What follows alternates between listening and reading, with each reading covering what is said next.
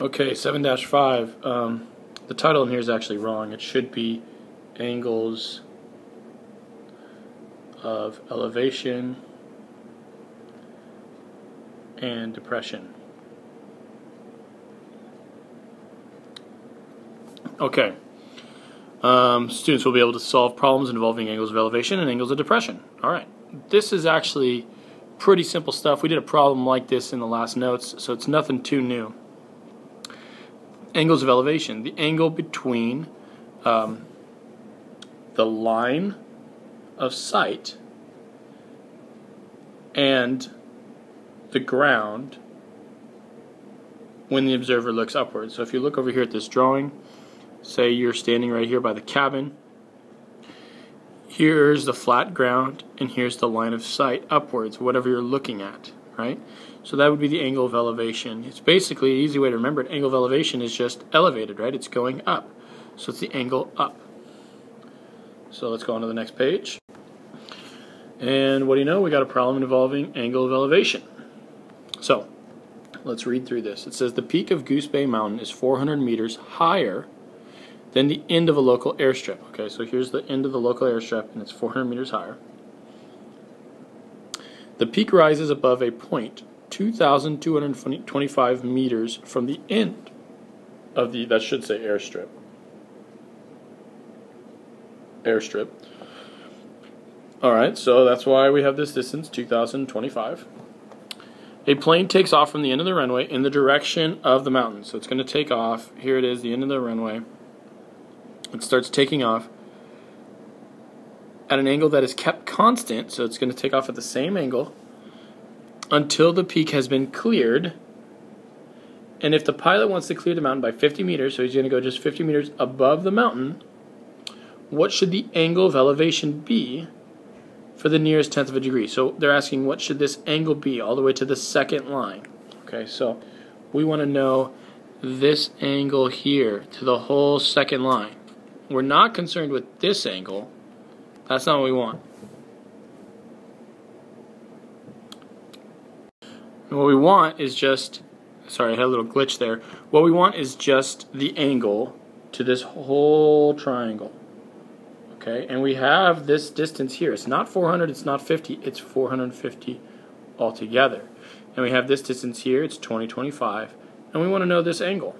Okay, we want to know this angle. And we're going to call this angle angle A, right? Because that's what it says right there, angle A. So what should the angle of elevation be for the nearest 10th degree? Angle of elevation, how far up it went. Again, say the line of sight to clear the mountain at just 50 meters. All right, well really what we have here is we have a triangle with sides 450 and 2025. Sorry, my 450 is kind of messed up there. All right, well, do I have some function that can give me an angle measure with two sides? Well, we just learned trig ratios, and we learned that trig ratios, depending on which trig function I use, give me, they convert an angle into a ratio of two sides. Well, let's see. With this angle, what two sides do I have? I have an opposite side, and I have an adjacent side, right? So let's put that in like green here. This would be my opposite, this would be my adjacent, and this would be my hypotenuse. Well, if I have an opposite and I have an adjacent, according to SOHCAHTOA, what trig function will I use? SOHCAHTOA. Well, I have an O and an A, so I'm going to use TOA, which is the tangent function. So that means the tangent of the angle A that we were trying to find is going to be equal to the opposite side, which we said is 450, over the adjacent side, which is 2025. First things first, I think that we might want to reduce this a little bit, and I would see that I can put a 25 into both of these. So I want to know how many times I can put a 25 in either one. Well, I think a 25 goes into 450. We could just use a calculator to do it, but you should be able to see, I think it's 18. I'm going to do the calculator to check my math, make sure I'm not making any mistakes. 450 divided by 25 is 18. Okay, I was right. And how many times does 25 go into 2,000? Well, for every 100, it goes in there 4 times. And there's 20 hundreds in 2,000, so there's 40. And then, 4 times 20, so 80, plus an extra 1. So 81 is what I'm guessing. And I'm going to double check that as well. So 2025 divided by 25. Yep, 81. And then I find out, look, I can actually break this down even a little bit more, because I could pull a 9 out of each of these and I'd get a 2 over 9. So 2/9 is a much easier ratio to use than 450 over 225. So let's start that over again. Tangent A equals 2/9.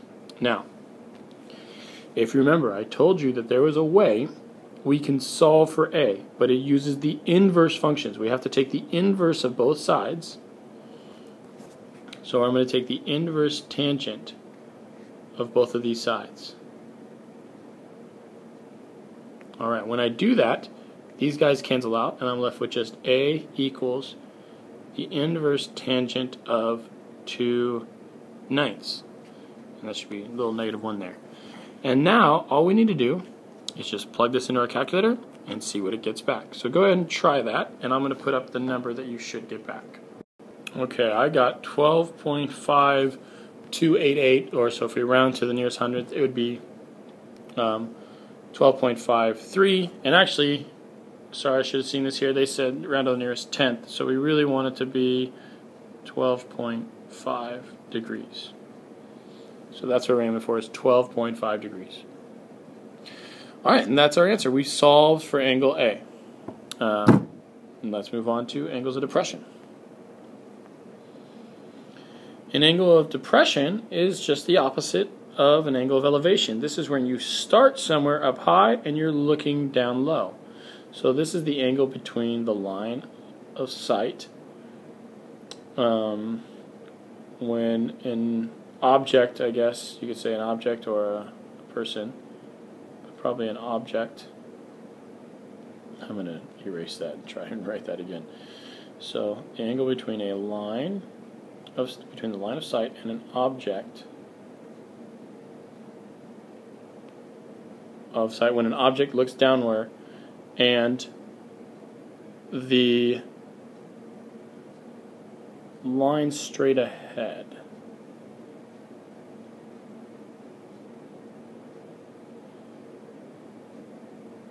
Now, so I think a better way to explain this is to use a drawing, right? So the angle of depression is if you were to look straight ahead, right, and look downward, right? So you have these two different things that you can look down at. So you can look down at this object, or you could look straight ahead, and the angle in between those two is the angle of depression. So maybe another way to say this is and the horizon. Probably another way. I'm sorry, I forgot to look at what the actual fill-ins were. But that's another way to look at that. This could be like the horizon straight across, and this could be the angle that you're looking downward at. And so this little angle in between would be the angle of depression. Okay. So angle of elevation, angle of depression, is just one is going downwards and one is going upwards. That's really all they are. It's nothing more complicated than that. Alright, so let's do example number 2. The tailgate of a moving van is 3.5 feet above the ground. A loading ramp is attached to the rear of the van at the incline of 10 degrees.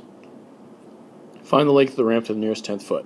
Okay, I've said this over and over and over again. When in doubt, draw it out. So let's do the tailgate.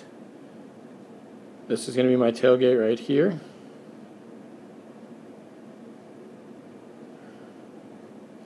And it says it is 3.5 feet above the ground. And a loading ramp is attached at an incline of 10 degrees. Find the length of the ramp to the nearest 10th foot. Okay, so if we were to kind of draw this out, we'd have a triangle, right? We have a right triangle, we have an angle, we have a side with 3.5, and we have some distance for the loading ramp, which I'm going to just call R, which we don't know. But let's think about this. Once again, I know some trig functions that can give me ratios of sides of triangles and compare them to an angle. So remember, I can take a trig function of this 10 degrees, and it should give me a ratio of these two sides. But we first have to know what two sides these are, so we know what trig ratio we should use. Well, if we look at this, 10 degrees, this guy is opposite. Okay, so I'm going to use different color, and I'm going to say, hey, this is my opposite, and this is my hypotenuse. So what trig function uses opposite and hypotenuse? Well, let's just write out SOHCAHTOA real quick. SOHCAHTOA. Okay. Let's see. Sine, opposite, hypotenuse. Well, it's the first one.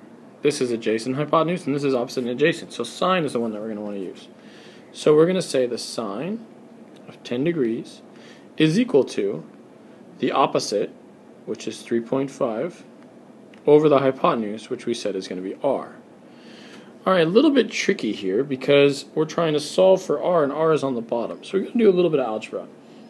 And there's this little trick that we can do where we can actually just switch these two things, but I'm going to show you why we can do that first. So rather than just switching the r and the sine 10 degrees, I'm going to show you what it is in math that lets us do that. So first thing I'm going to do is I'm going to multiply both sides by r. And that cancels these guys out, so I get r times sine 10 degrees equals 3.5. And then I'm going to divide both sides by sine 10 degrees. And if I was to rewrite this so it's nice and pretty, these guys would cancel out, and I just have r equals 3.5 on top, sine 10 degrees on bottom. And what do you know? It switches just like I said. Okay, well now, in order to solve for r, this is just a calculator problem. I'm going to put in 3.5 divided by the sine of 10 degrees. Now some of you guys, again, are going to have to do 3.5 divided by 10 and then press the sine button. Or, if your order of operations is really messed up, you might have to take the sine of 10 degrees, store that number, and then do 3.5 divided by whatever you get for the sine of 10 degrees. So just to clear things up, I'm going to break this down piece by piece. So sine of 10 degrees, if you were to just do the sine of 10 degrees, you would get, I'm plugging in here, 0.173. So you would have 3.5 divided by 0.1736. Alright, they're going to have us go to the nearest tenth, but I'm going to use a few. Oh, that was actually a mistake. The point is in the wrong spot, so let me try that again. It would be 3.5 over 0.1736. Okay. I'm going to use a few decimal places, and then at the very end I'll round to the nearest tenth. But for now I'm going to use 4. That way I'll be really accurate. And now I'm going to go to my calculator. I'm going to do 3.5 divided by 0.1736, and then I get 20.16. Actually, it's like 1612, and it keeps going. But they just want it rounded to the nearest tenth, so I'm just rounding it to this guy. And since I have a 6 here, I'm going to round that to 2, so I get that r equals 20.2. And we were dealing with feet, so I'm going to leave it in feet. And done. R equals 20.2 feet. So that's it. Not crazy hard. Once I know how to set up the SOHCAHTOA problems, the calculator can do most of the work for me. I just got to make sure I'm putting things in right. If you didn't get 20.2 when you put in your calculator, my guess is there's something wrong with how you put it in your calculator. You probably have to put it in a weird order. So like I said, you might have to do 3.5 divided by sine 10, or you might have to do sine 10, store it, then do 3.5 and recall that number. That's kind of what I did here. I did 3.5 divided by sine 10 in decimal format, and then got 20.2. But your calculator hopefully can just do the whole thing. You just plug that whole thing in and get an answer. That'd be wonderful, but it should be 20.2. Okay, I think I have one more problem for us.